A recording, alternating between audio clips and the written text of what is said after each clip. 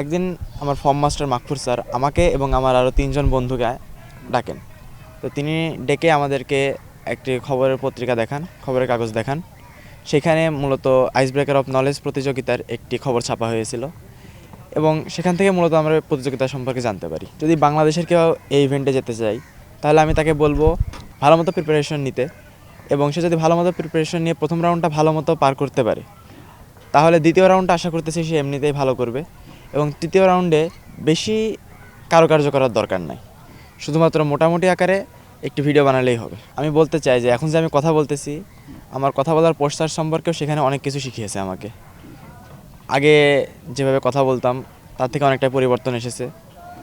এছাড়াও বিভিন্ন বিষয় সম্পর্কে, যে পারমাণবিক আমরা জানতাম যে নিউক্লিয়ার এনার্জি আসলে অত্যন্ত বিপজ্জনক একটি এনার্জি, যেটা দিয়ে আসলে কাজ করা অনেক ঝুঁকিপূর্ণ বা রিস্কি যেটা আমরা বলি, এটি আসলে যে সঠিক নয় সে বিষয় সম্পর্কে অনেক যুক্তি জানতে পেরেছি। সেখানে যাওয়ার পর থেকেই তারা যেভাবে আমাদেরকে আপ্যায়ন করেছে, যেভাবে আমাদের বিভিন্ন কাজে সাহায্য সহযোগিতা করেছে, তা আসলেই তারা আমাদের জন্য অত্যন্ত হেল্পফুল মনোভাব দেখিয়েছে। যেহেতু আমরা নেটওয়ার্কের বাইরে থাকছিলাম বেশিরভাগ সময়, সুতরাং সেখানে ওয়াইফাই পাওয়া যাচ্ছিল না। তো আমাদের রাশিয়ার একটা সিম কার্ডের অত্যন্ত দরকার ছিল, এবং রাশিয়াতে গেলে দেখা যায় সেখানে বেশিরভাগ মানুষই ইংলিশ বলতে পারে না খুব একটা।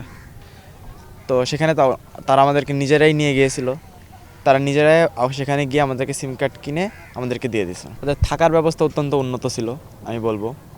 সেখানে যাওয়ার পর খাবার নিয়েও খুব একটা আমাদের চিন্তা করতে হয়নি। সেখানে মানছি বাংলাদেশের থেকে তাদের খাবারের স্টাইলটা একটু ভিন্ন, তারা মশলা কম খায়, তো কিন্তু সেটা নিয়ে কোনো সমস্যা হয়নি আসলে। ওখানে আমাদেরকে মেনলি 4টা গ্রুপে ভাগ করা হয়েছিল। তো আমরা যত বিদেশি মানুষ ছিলাম তাদের সবাইকে 2 নম্বর গ্রুপে রাখা হয়েছিল। তো এখানে বিভিন্ন যে সাংস্কৃতিক অনুষ্ঠানের ব্যবস্থা করা হয়েছিল তা অধিকাংশ রাতে হতো, এবং বেশিরভাগ টাইমে দেখা যেত যে কাকে কোনো একা পারফরমেন্স করা লাগছে না, 3 জন 4 জন অথবা পুরো গ্রুপের 20 জন মিলে কোনো পারফরমেন্স করতেছে। তো সেখানে আমি পারফরমেন্স করেছি, গান গেয়েছি, নেচেছি, এবং আল্লাহর রহমতে ডান্স কম্পিটিশনে আমাদের 2 নম্বর গ্রুপ ফার্স্ট হয়েছিল। খাবারের আয়োজন ছিল সবসময়, লাইব্রেরি যে রুমটা ছিল সেই রুমে সবসময় আমাদের জন্য হালকা পাতলা স্ন্যাক্সের ব্যবস্থা থাকতো। যখনই আমরা যাই তখনই দেখতাম কিছু বিস্কুট, কিছু কেক রাখা আছে, বিভিন্ন ধরনের জুস থাকতো, এবং কফি সবসময় থাকতো।